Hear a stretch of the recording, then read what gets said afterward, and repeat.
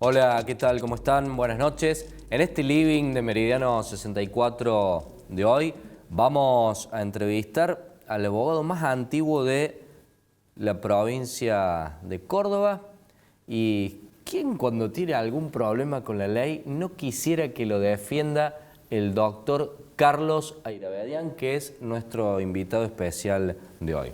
Doctor, ¿cómo le va? Muy Muchas buenas gracias noches. por la invitación. Efectivamente, el más antiguo porque acabo de cumplir 60 años en el ejercicio de la profesión. 60 años. Empecé en el año 1900, cuando me recibí, 1965. O sea, 60 Qué años. bien, y todo lo que ha pasado, ¿no? No sé, en otro fuero, en materia penal, sí, el más antiguo. Seguramente que sí, Doc. No, en eso tengo absoluta ¿Y el número certeza. uno? ¿Y el número uno? No, eso ya lo tiene que decir aquellos que pueden opinar sobre mi actividad, pueden opinar sobre mi quehacer, pueden opinar sobre lo que hago, lo que digo, eso ya. Y uno sabe que el doctor Ayravedian ahí está. Hay muchas opiniones. Gracias por haber venido acá. No, a nuestro gracias por living. haberme Es un invitado. gusto recibirlo, doctor. Nosotros desde el 2011, en algún momento lo hemos entrevistado ya 2 o 3 oportunidades. Quiero empezar preguntándole quién es, en definitiva, el doctor Carlos Ayravedian. Carlos Ayravedian, abogado. Antes de ser abogado, fui periodista, me inicié en el periodismo, simultáneamente con la actividad como militante universitario, y fui postergando un poco la actividad estudiantil, la actividad como alumno de la Universidad Nacional de Córdoba, y trabajé en distintas propuestas que se me hicieron, empezando por el deporte. Y inmediatamente por una radio que ya desapareció, Radio Municipal, que existió entre los años 60 al 67, allí fui jefe del servicio informativo. Y una vez dije, bueno, basta, voy a tener que llegar a ejercer alguna vez como abogado, y continué la carrera hasta optar finalmente por la actividad, no dejando nunca la del periodismo. Recordemos que aún hoy usted continúa con... No dejando nunca la actividad periodística. Claro. Sigue He pasado hoy, por todas las actividades. claro, sigue hoy con un programa en nuestro canal. Sí, yo sigo con Barricada y también soy columnista en el programa de Lagarto los días jueves a la mañana. Que lo vemos Aquí Barricada, que ha tenido muchos premios. Tipo 10, 10 y media de la mañana está con el Lagarto, ¿no? 9 y 20 y tanto. 9 y 20 y tanto. 9 y 20 y tanto Bien. los jueves, hace 15 años. Bien. Doc, ¿cómo fue su inicio en la abogacía? ¿Qué fue lo primero que le tocó resolver? Y ya para después ir ahondando en esas preguntas. Es muy curioso. Yo tenía la vocación siempre de ejercer el derecho, desde muy niño, en el derecho penal, porque me interesaba y me atraía todo lo que estuviese relacionado o vinculado con el crimen, con el delito. Entonces una cosa llevó inmediatamente a la otra. Inmediatamente de trabajar como abogado me abrieron las puertas los estudios de unos amigos de mi hijo, perdón, de mi hermano, que en ese entonces tenía relevancia, el socio al que estoy recordando, ya fallecido, y vino directamente la primera defensa y luego continuaron todas las otras en un proceso gradual de incorporación del mundo del delito a mi figura. Inicié también un programa de radio, apenas recibido de abogado, en la desaparecida LB2, en 1966 hasta el 73, 7 años ininterrumpidos, y eso me dio una especie de inserción en muchos sectores populares. Claro. Por el tipo de actividad que cumplía en ese programa, que era la de relatar casos penales, su dilucidación, su resolución, y eso tenía evidentemente un magnetismo, una atracción considerable. Claro. Doc, más allá del prestigio que usted tiene, ¿por qué cree que de alguna manera como que nadie se preocupa mucho por los abogados y los derechos de los abogados, que lo que cobran, que esto, que lo otro? Es como que tienen de alguna manera, vamos a decirlo, algo de mala fama. ¿Por qué cree Efectivamente, que los abogados tenemos mala fama. No puedo hablar en nombre solamente mío y excluir a los otros. Tenemos mala fama, y eso incide obviamente en las novelas que hay alrededor, en las historias que se tejen alrededor de los abogados. ¿Cuánto cobrará ese tipo? Sí. ¿Por qué defiende a ese abusador? ¿Por qué lo hace con ese homicida que ha sido un tipo sanguinario en la ejecución del hecho? ¿Qué es lo que lo lleva? ¿Qué es lo que lo empuja? No tiene sentimiento, no ha tenido madre, no ha tenido padre. Yo vengo de un matrimonio de sobrevivientes de un genocidio. Todos los miembros de la familia de mi padre y mi madre fueron ejecutados sanguinariamente por los turcos, siendo de origen armenio, en Armenia, en 1915. Así que eso podría llevar a muchos a pensar, pero este hombre tendría que tener un poco más de sensibilidad. Claro. La tenemos. La tienen. No la demuestran, pero la tienen. tenemos. La gente cree que no la tenemos. Claro. Pero La tienen disimulan razón, muy bien, Doc, ¿eh? tienen razón de ponernos en tela de juicio. Tienen razón. Porque hay, como en todas las actividades humanas, personas que no miden las consecuencias de sus actos. Es muy difícil defender a personas acusadas de cometer delitos. Es lo que yo hago. No atiendo víctimas. Mi inclinación es como una especie de piedad y de compasión por el que ha delinquido, pero tratando de entenderlo, que es la gran lucha con fiscales y la prensa y los jueces, que muchas veces no entienden por qué una persona ha delinquido, que es lo primero que el abogado debe saber. ¿Cuál fue el que más le costó de sus clientes entender, comprender o sentir compasión esto que usted está diciendo? Muchísimos casos yo podría seleccionarlos, pero evidentemente uno que tuvo una gran repercusión en el momento de haberse producido, el crimen de Diana María Zurur, en la época de una de las dictaduras antes de la recuperación de la democracia en la Argentina, en la primera recuperación en 1973, se había reinstalado incluso la pena de muerte a raíz de la proliferación de secuestros. Eso fue ejecutada la chica por dos muchachos llamados Fraire Alarcón y Coronel. Yo defendía a Fraire Alarcón, ambos fueron condenados a la pena de prisión perpetua, pero después por una serie de beneficios que le dieron los poderes políticos, se utilizaba mucho el indulto, la reducción, la conmutación de pena, el que eliminó definitivamente, a pesar de ser una facultad que tiene el gobernador, el poder ejecutivo de la provincia, fue de la Sota. Dijo, conmigo no habrá indulto, conmutación, reducción de pena. Recién de la Sota lo hizo. Del tiempo que yo le dije que ejerzo la profesión de abogado, Sí. recién de la Sota. Claro, porque Fíjese, lo podría haber hecho Mestre, lo podría haber hecho Angelos. no, lo podrían haber hecho todos. Recién en el comienzo del siglo XXI. Claro. Dijo, conmigo, pero refiriéndose a él, ¿no? Sí, sí. No mío. Conmigo no habrá indulto, no habrá conmutación, no habrá reducción.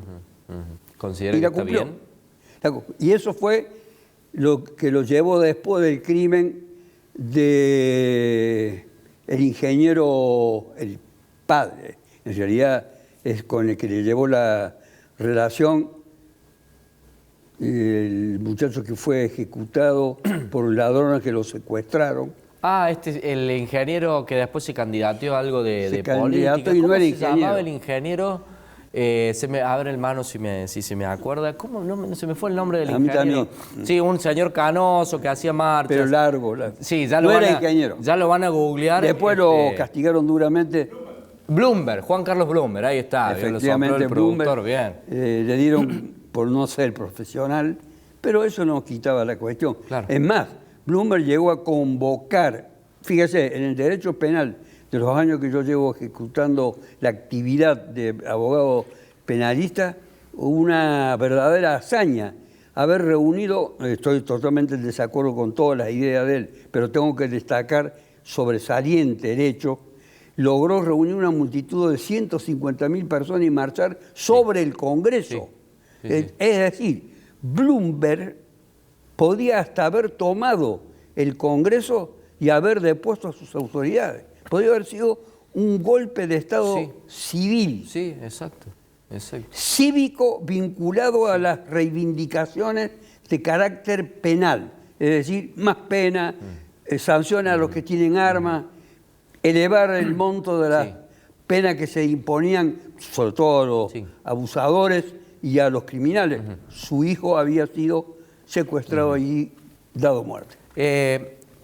Desde mi punto de vista le voy a hacer esta pregunta porque siento que el sistema como está hoy no va más. A ver, los hechos de inseguridad que se suceden, a ver, ya cuando me pasa algo ni llamo a la policía porque nunca en la vida de Dios me han resuelto un problema, ni me he enterado que a algún vecino le digan, señor, acá está el auto que le robaron, acá está el televisor que le robaron, acá está el que le pegó a su señora. ¿Ha sufrido esos hechos? Yo he sufrido un montón de hechos de inseguridad y jamás he recibido, digamos, una resolución al respecto. Entonces digo, bueno, ¿cuál cree usted con sus 60 años de experiencia que pueden ser los problemas, digamos las causas de estas cuestiones? Faltan, digamos, como quería Bloomberg, penas más largas, falta educación, falta inteligencia en la policía, está desbordada, no les da, hay connivencia con el delito. El problema está en la justicia, el problema está en el tratamiento penitenciario que no es eficiente. ¿A dónde está el problema, doctor? Todos los aspectos que usted ha ido señalando son los correctos. Ah, ¿todos? Todos juntos. Menudo problema, lo entonces. puede ir seleccionando en su gravedad o en su significación. Pero todo eso son.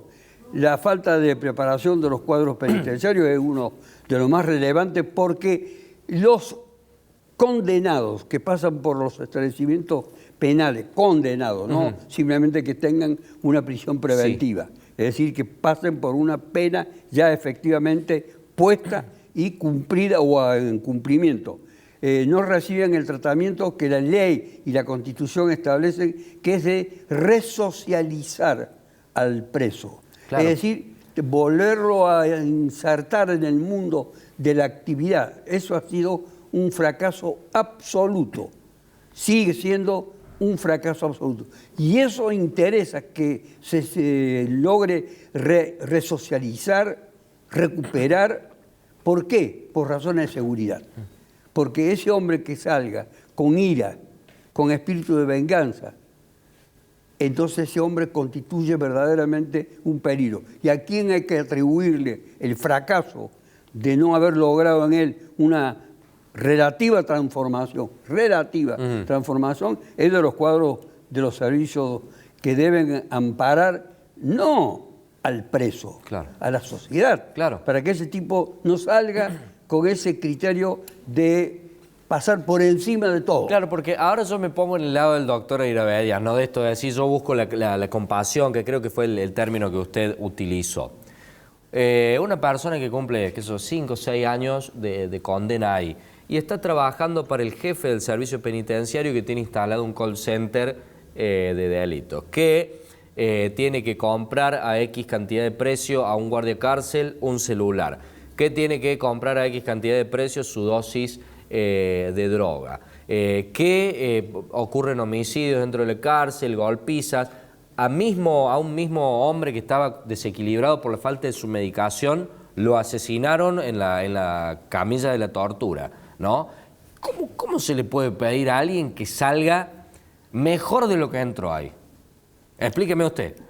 Hay que referirse a todos, al preso, también a los guardianes, también a los médicos que están involucrados, supuestamente. Un hecho muy curioso ese al que usted se está refiriendo, muy curioso, de aristas muy críticas, que no se sabe en definitiva en qué va a terminar, porque era una persona difícil de controlar, de reducir, pero no justifica de ninguna manera que el precio a pagar para recuperarlo a esa persona sea de golpearlo. Claro, lógico. Doc, usted hizo referencia recién al genocidio armenio, lo que pasó con su familia. ¿Quiere contarnos qué le pasó a usted en la época de la última dictadura eclesiástico-cívico-militar que ocurrió en Argentina? Yo era juez de instrucción desde el año 1973, que se había recuperado con el regreso de Perón. Obregón Cano, Atilio López eran los gobernantes de la provincia de Córdoba, Se produjo primero el Navarrazo, el único motín policial en la historia argentina que logró deponer a los miembros del Poder Ejecutivo, es decir, al gobernador y al vicegobernador. 8 meses después lo asesinaron cuando ya no era vicegobernador, Atilio López, que era un histórico dirigente sindical de la UTA, Unión Tranviario Automotor. A mí me pusieron una bomba junto con Obregón Cano y el ministro de Gobierno, bomba muy poderosa. Que ¿Quién? ¿Se supo quién? ¿O de quién sospecha? ¿Quién fue hasta el autor material de haber colocado la bomba? Porque 2 años después, siendo juez de instrucción y encontrándose él, el que había sido quien colocó la bomba, se encontraba perseguido por la propia policía. Era uno de esos cuadros ambiguos de la policía que cobraban por cajas secretas. Vino a pedirme por un recurso de habeas corpus que le diera un amparo. Yo no se lo podía brindar para garantizarle la vida. Me dijo, yo le voy a confesar algo. Y me disculpa que se lo diga y se lo voy a decir. Con esta mano que se la doy, ¿me permite que le dé la mano? Me dijo. Me pareció muy raro, muy extraño, la ceremonia en mi despacho. Yo le puse la bomba en su domicilio, que curiosamente tiene un número terrible, 666 del Boulevard San Juan. Su domicilio. Tremenda coincidencia, ¿no? Tremenda coincidencia, quedó con graves daños y 3 meses después, ya formado el comando de la AAA y el Comando Libertadores de América, durante el proceso que se estaba gestando de destitución de las autoridades del orden constitucional, me fueron a matar. Y me tuve que arrojar del techo del domicilio, ese mismo domicilio que estaba en refacciones. Esos fueron en el proceso legal todavía. Bien. Y terminado con el golpe del 24 de marzo, pasé del despacho de juez a la cárcel. Bien. Y ahí permanecí en varias prisiones 3 años. Estuvo en La Perla, doctor, ¿no? Estuve en La Perla, el Campo de la Ribera, en la UP1, en la Escuela Militar, en la Jefatura de Policía con el Comando Eléctrico, se llamaba en aquel Comando entonces. Radioeléctrico, sí. El Comando Radioeléctrico. Y después la U9 de La Plata, desde donde finalmente... Digamos que pasó pero por fui todos rehén del Campeonato Mundial de Fútbol, porque los que estábamos aquí, si algo ocurría y empañaba la fiesta que afuera se desarrollaba para la gran parte del pueblo argentino y el cordobés, obviamente los presos políticos la pagaban. Subversivos la pagaríamos, porque no hubo ningún hecho de ninguna naturaleza que enturbiara aquella celebración popular. Doctor, ¿lo torturaron? Nos torturaron en forma selectiva. A mí con un simulacro de fusilamiento el primer día de la detención en la Escuela de Aviación Militar, pero inmediatamente de cumplir esa ceremonia que era simulada, me hicieron saber que me brindaban una nueva oportunidad de continuar con la vida.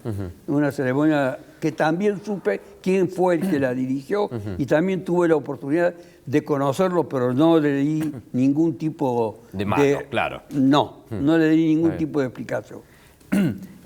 Doc, en esos tiempos de La Perla, de los Campos de la Ribera, ¿notaba que había alguna diferencia? Digamos, a ver, acá está el doctor Irabedian, que viene de acá, y acá está esta persona que está vinculada con Montoneros, con el ERP, o que se le pintó a alguien que es un muchacho que milita en alguna secundaria. ¿Había como algún tipo de trato diferencial? No había ningún trato diferencial, todo era secreto.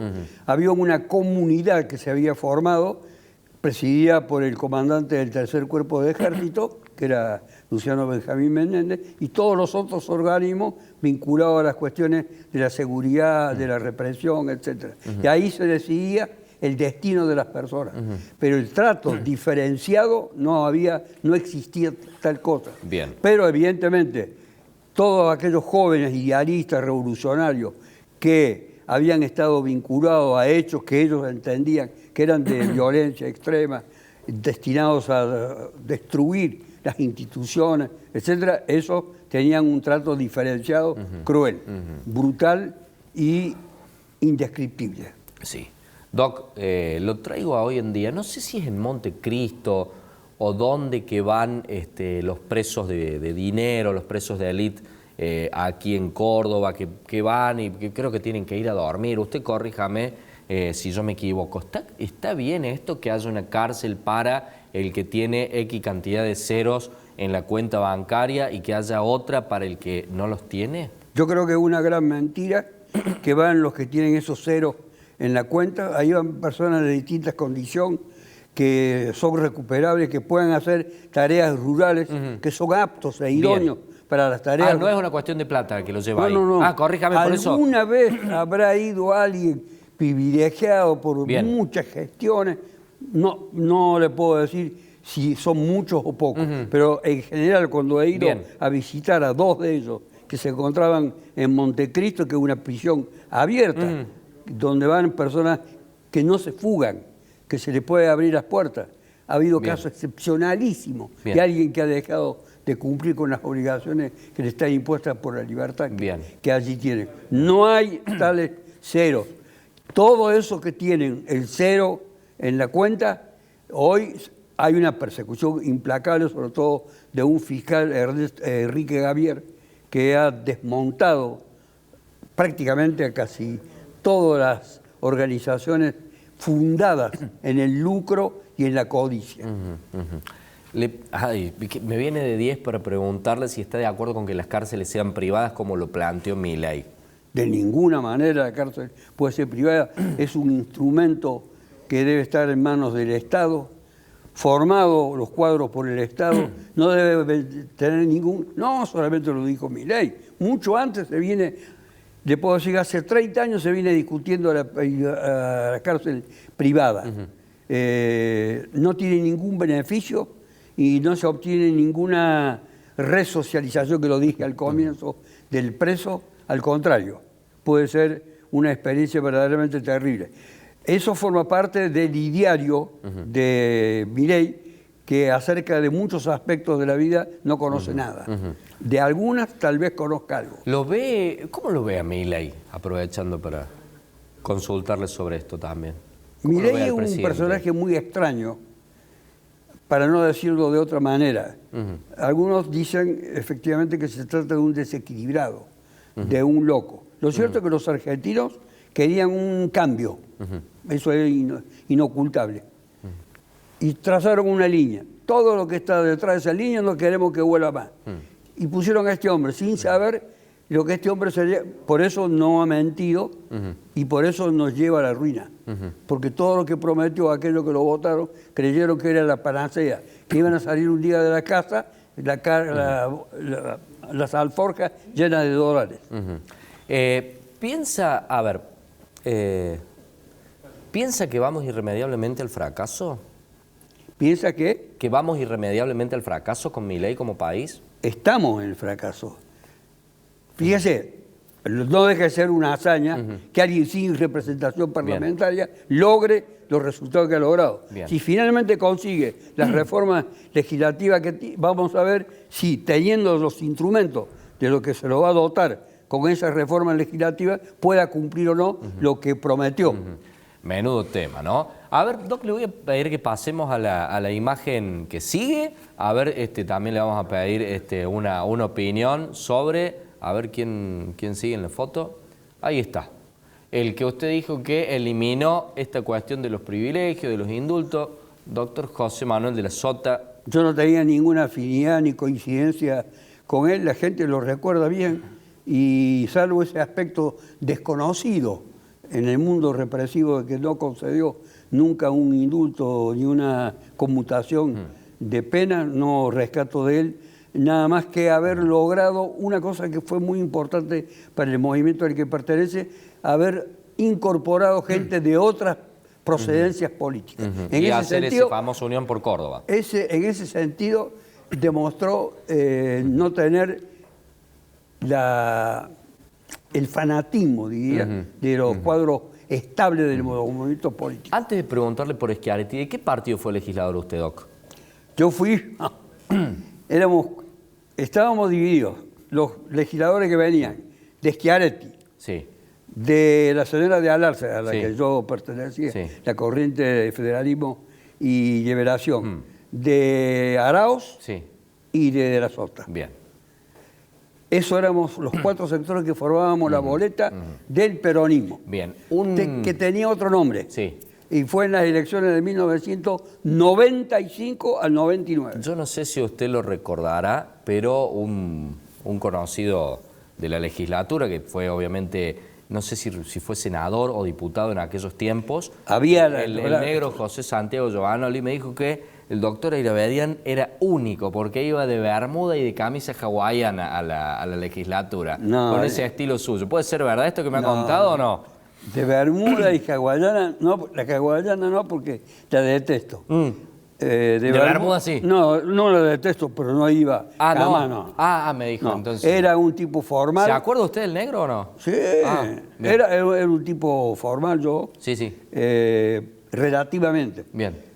Pero no con la formalidad Claro. que habitualmente tienen jueces, fiscales, legisladores, etcétera, en cuanto al vestuario, y los hombres en cuanto al vestuario venimos muy atrasados. Bien, Seguimos sí. vistiéndonos Sí. como hace un siglo. Sí. Bueno, 3 veces gobernador de Córdoba, candidato a presidente, Juan Schiaretti.